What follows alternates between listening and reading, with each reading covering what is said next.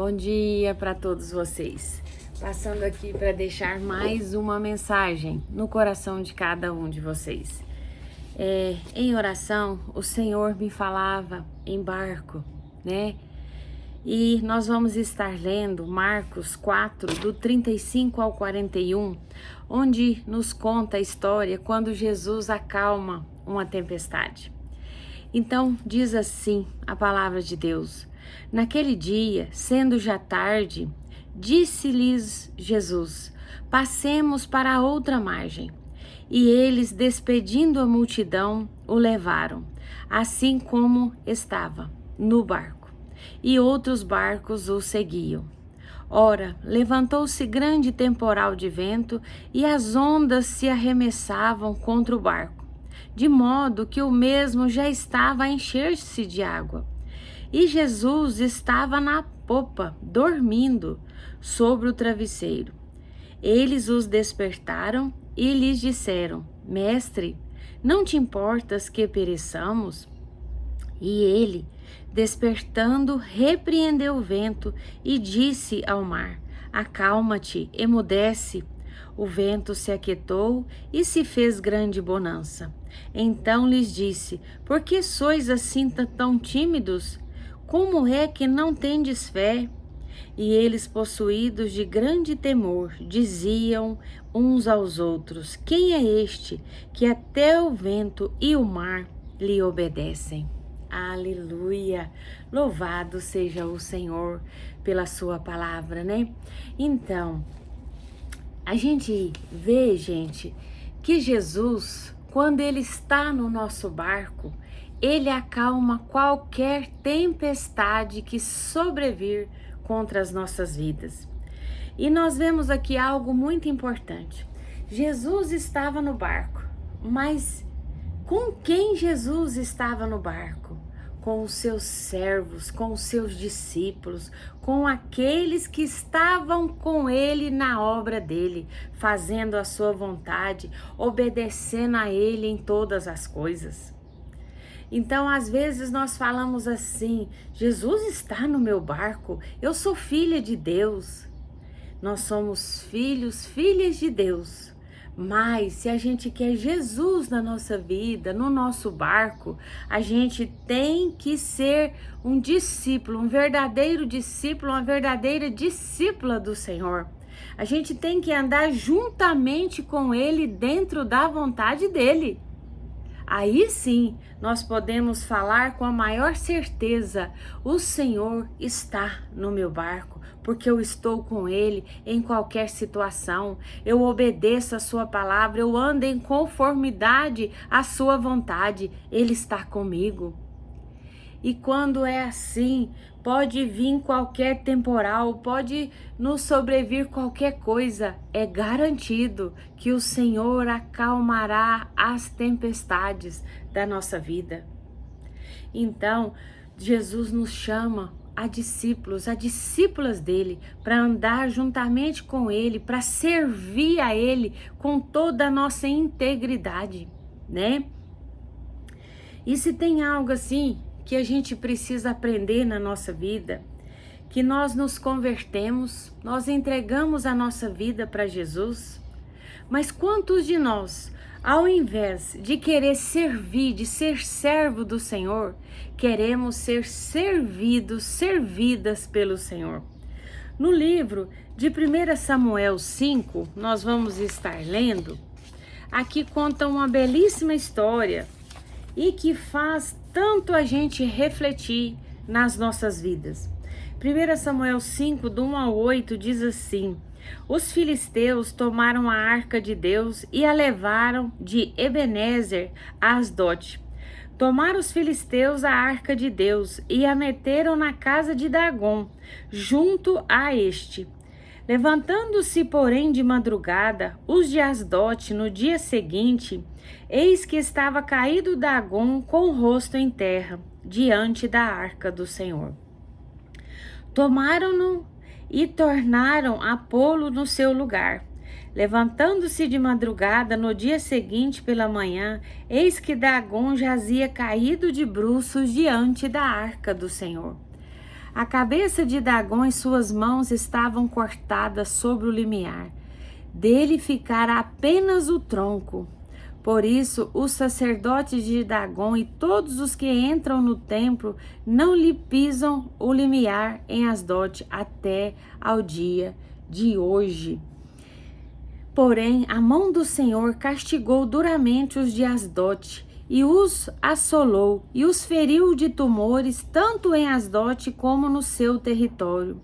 Vendo os homens de Asdote que assim era, disseram: não fique conosco a arca de Deus de Israel, pois a sua mão é dura sobre nós e sobre Dagom, nosso Deus. Pelo que enviaram mensageiros e congregaram a si todos os príncipes dos filisteus. E disseram: que faremos da arca do Deus de Israel? Responderam: seja levada a arca de Deus, do Deus de Israel até Gate, e depois de cidade em cidade, e a levaram até Gate. Vamos estar lendo somente até aqui, depois a gente vai estar falando sobre esta história, né? Então, aqui tem um grande aprendizado para todos nós. A história aqui começa com o povo de Israel. O povo de Israel, gente, eles conheciam Deus, sabia dos feitos do Senhor e eles até tinham Deus na sua vida, mas eles também já estavam tendo outros deuses na sua vida. Eles não tinham mais somente o Deus único na sua vida. Eles criam em Deus, mas criam também em vários outros deuses. E a gente vê isso acontecendo nos dias de hoje. As pessoas acreditam em Deus, falam: eu creio em Deus, eu tenho fé em Deus, mas tem fé também em muitas outras coisas. É muito santo, é muita divindade que as pessoas acreditam em Deus, mas acreditam em muitas outras coisas. E assim estava o povo de Israel. Eles estavam já confundidos com as coisas e Deus não estava gostando daquela situação. E eles falaram, eles iam à guerra contra os filisteus. E eles falaram: nós vamos levar a arca da aliança na guerra e Deus nos dará vitória nessa guerra. Só que Deus, gente, ele é justo. Deus vê todas as coisas. E Deus viu que o povo de Israel estava querendo usar Deus, mas não estavam querendo servir a Deus. Eles queriam os feitos do Senhor, mas eles não queriam servir o Senhor. E Deus permitiu eles levarem a arca da aliança para a guerra. E lá morreram, se eu não me engano, 4.000 homens e eles perderam a batalha. O povo de Deus, o povo que viu os feitos do Senhor na sua vida, perderam a batalha. E logo ali os filisteus, quando venceram a batalha, levaram a arca da aliança com eles. Só, gente, que eles fizeram a maior burrice da sua vida. Porque ai daquele que mexe com Deus, ai daquele que brinca com a presença de Deus, né? A presença de Deus, gente, é algo assim de ser reverenciado. Deus a gente tem que adorar, amar, bendizer, servir.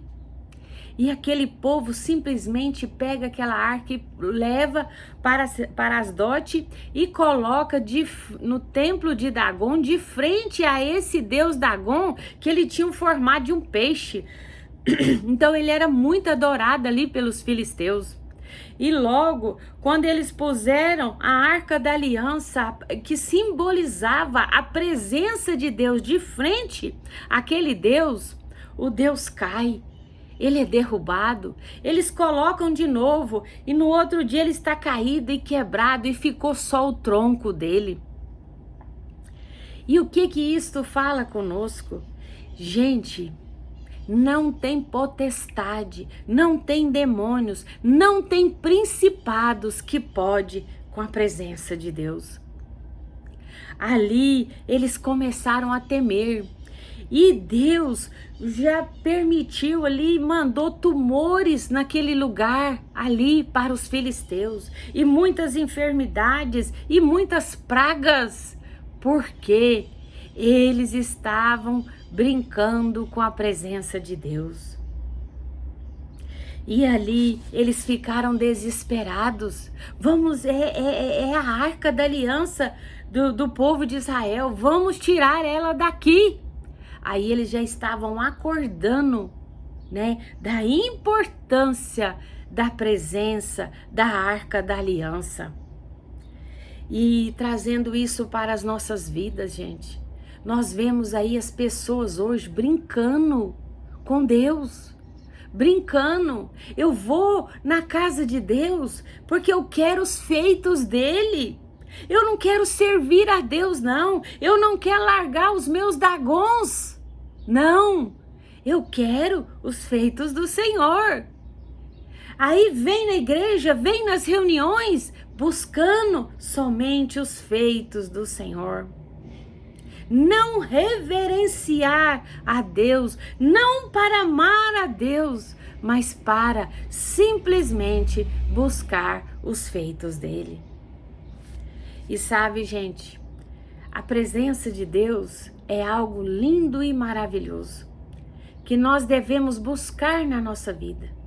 Mas quando nós buscamos essa presença, os dagons da vida vão cair. Se realmente Jesus estiver no seu barco, se realmente a presença de Deus estiver na sua casa, os dagons vão cair, os principados vão cair, porque ninguém pode com a presença do Senhor. Ninguém fica, nenhum demônio, nenhum principado fica de pé diante da presença do Senhor. Então, nós temos que avaliar a nossa vida. Será que eu posso levar a presença de Deus para minha casa? Será que ela vai ser realmente bênção para mim? Porque se a minha casa tiver demônios, tiver principados, tiver dagons, tiver idolatrias, santos, imagens e tantas outras coisas que não é do Senhor,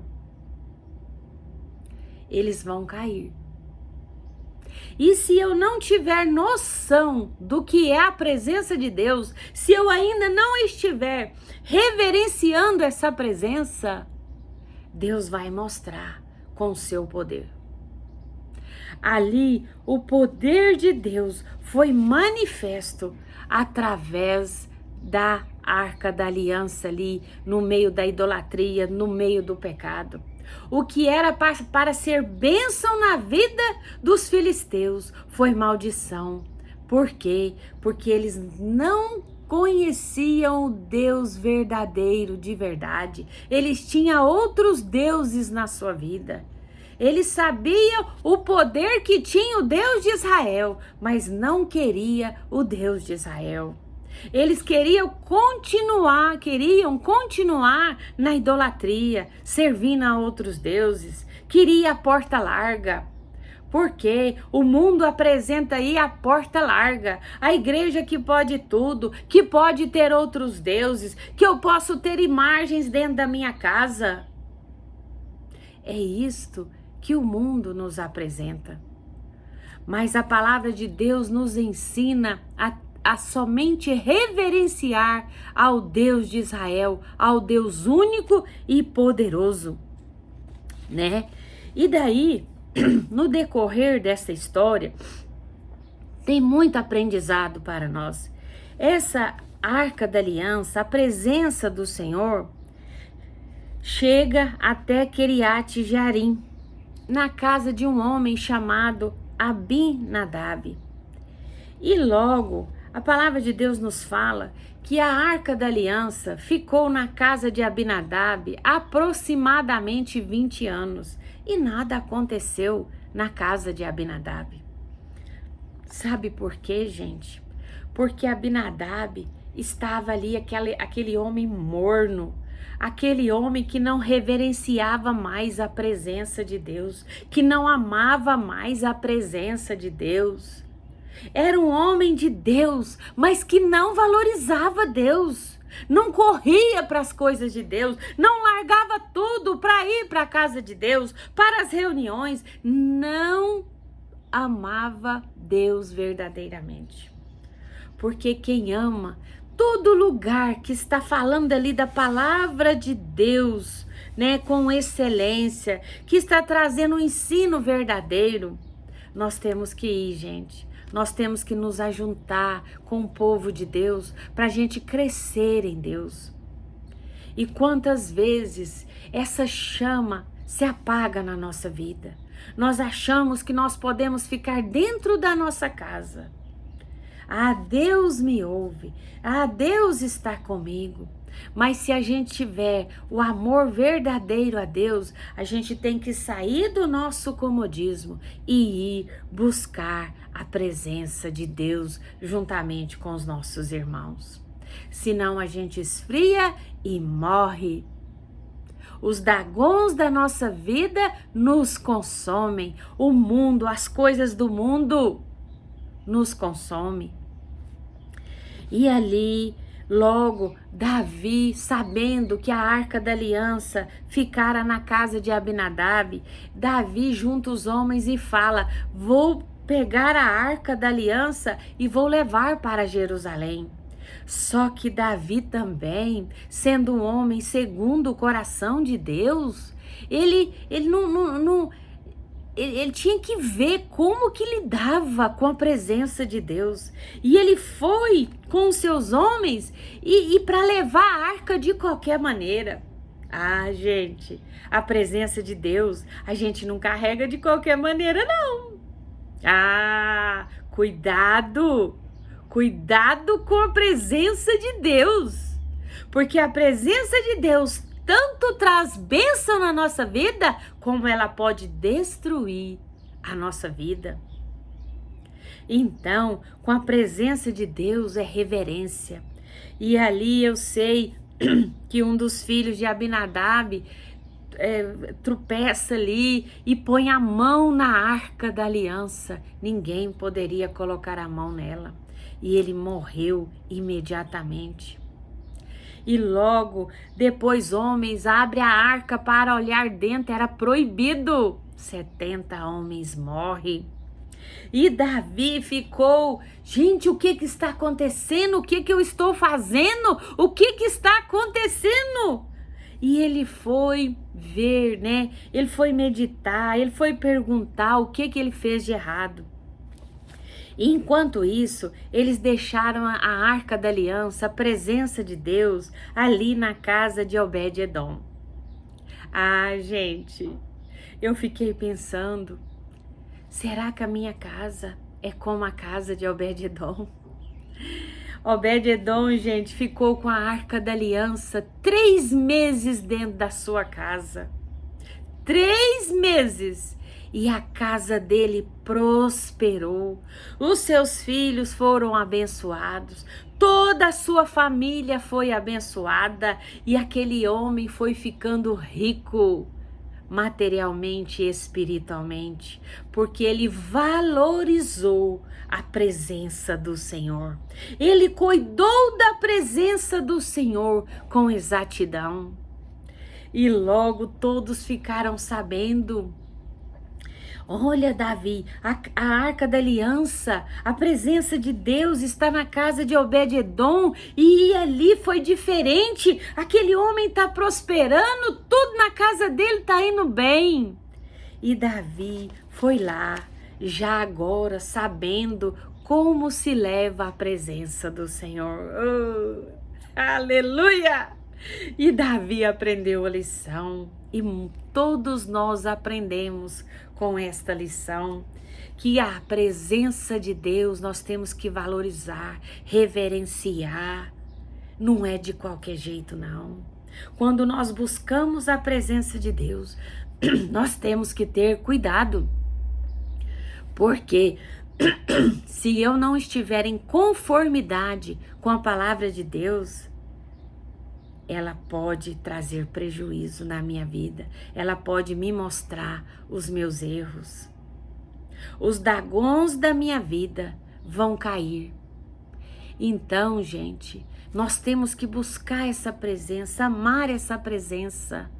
Mas nós também temos que saber, aonde a presença de Deus chega, o mal sai. E às vezes, para o mal sair, nós vamos passar por muitas adversidades na nossa vida.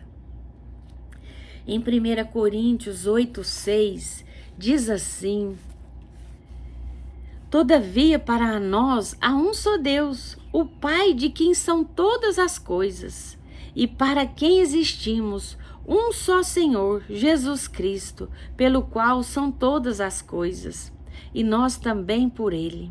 Amém? Então, nós temos que entender que nós temos que servir a um Deus único, a um Deus glorioso e poderoso. Para que a gente vai ter outros deuses na nossa vida? Às vezes, nós não temos imagem de escultura na nossa casa, coisas que os nossos antepassados nos ensinaram, ensinos de demônios, ensinos tortuosos que vão nos levar para caminhos horríveis. Porque a palavra de Deus nos ensina a amar, a adorar somente um Deus. Nem a imagem de Deus nós podemos ter dentro de casa. Porque Deus é espírito, né? Então, precisamos reverenciar a esse Deus único. O povo de Israel errou, porque eles falavam, eu tenho Deus, eu acredito em Deus, eu tenho fé em Deus, mas eles tinham fé já em muitas outras coisas na sua vida. Então, nós precisamos estar meditando sobre isso. Como está a nossa vida? Será que realmente eu posso buscar a presença de Deus? Será que quando ela chegar na minha casa, os dragões, né, que mora no meu coração, na minha vida, o meu egoísmo, a minha vida que não está totalmente de acordo com a palavra de Deus? Quando nós buscamos a presença de Deus, o mal vai caindo da nossa vida. Né? Então nós temos que ter cuidado. A presença de Deus tanto vai trazer as bênçãos como trouxe na casa de Obed-edom. Mas quando nós temos idolatrias, como quando nós temos outros deuses nas nossas vidas, dragões da nossa vida, o nosso Deus vai derrubar esses deuses na nossa vida. E aí, às vezes, nós vamos passar por coisas que nós não precisaríamos passar. Então, vamos tirar. No Salmo 15, ele fala como que nós devemos ser. Qual que é a procedência de uma verdadeira mulher de Deus, de um verdadeiro homem de Deus. Então fala, Salmo 15, vamos aqui pegar. Então Salmo 15 fala o cidadão dos céus. Então diz assim, quem, Senhor, habitará no teu tabernáculo? Quem há de morar no teu santo monte? O que vive com integridade e pratica a justiça? E de coração fala a verdade. O que não difama com a língua, não faz mal ao seu próximo, nem lança injúria contra o seu vizinho. O que a seus olhos tem por desprezível reprobo, mas honra aos que temem ao Senhor. O que jura com dano próprio e não se retrata, o que não empresta o seu dinheiro com usura, nem aceita suborno contra o inocente. Quem deste modo procede, não será jamais abalado. Então aqui nos ensina como que nós devemos ser. Quem vai habitar com o Senhor? Quem vai estar com Ele? né? Aquele que é íntegro, aquele que tem retidão na sua vida, aquele que anda segundo a vontade do Senhor, aquele que não fica defamando ninguém, injuriando ninguém. Gente, o inimigo, ele trabalha tanto contra nós. E eu já passei por tantas injúrias na minha vida, mas eu sabia que era o inimigo lutando contra a minha vida. Mas estas pessoas não habitarão com o Senhor. E a gente ainda tem que ter dó dessas pessoas, porque elas estão cavando um buraco profundo para elas entrarem. Todas as vezes que eu defamo alguém, que eu falo mal de alguém, que eu rejeito alguém, que eu não ando segundo os preceitos do Senhor, eu estou cavando um buraco para me entrar.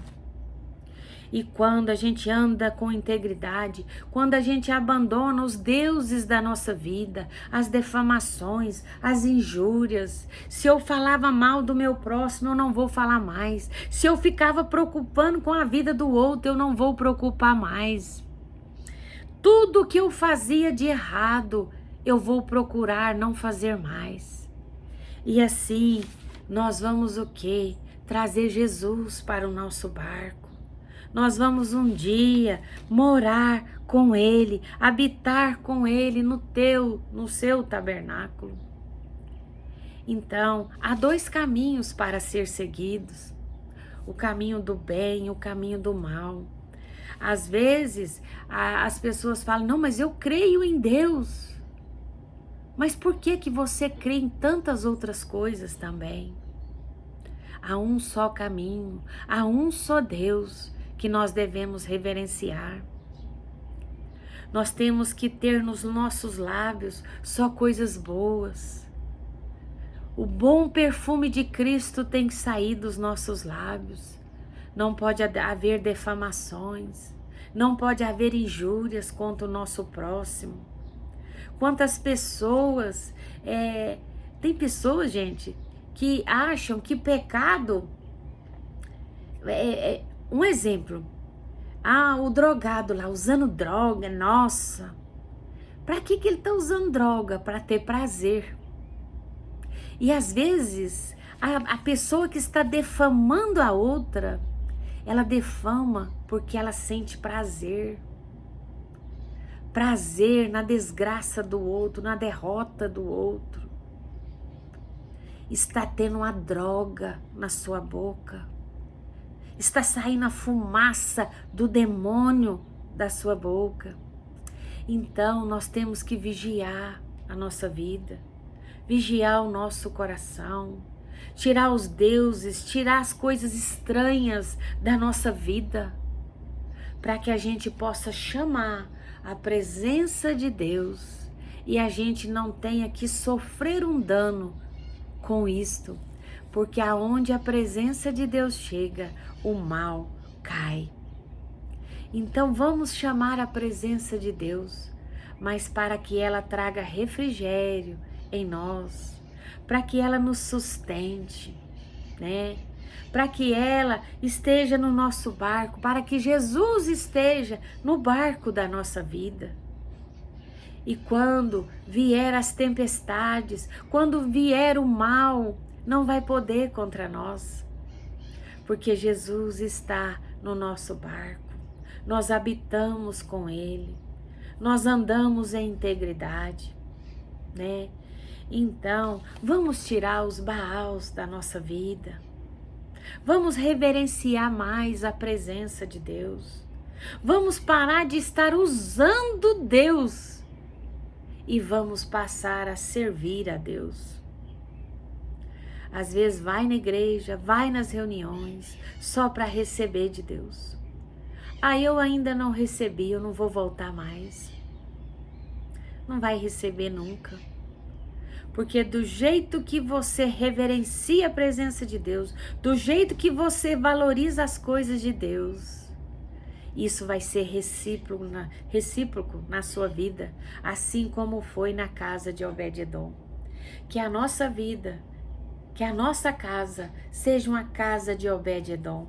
Que quando a presença de Deus entrar, tudo vai prosperar. Tudo de bom vai acontecer.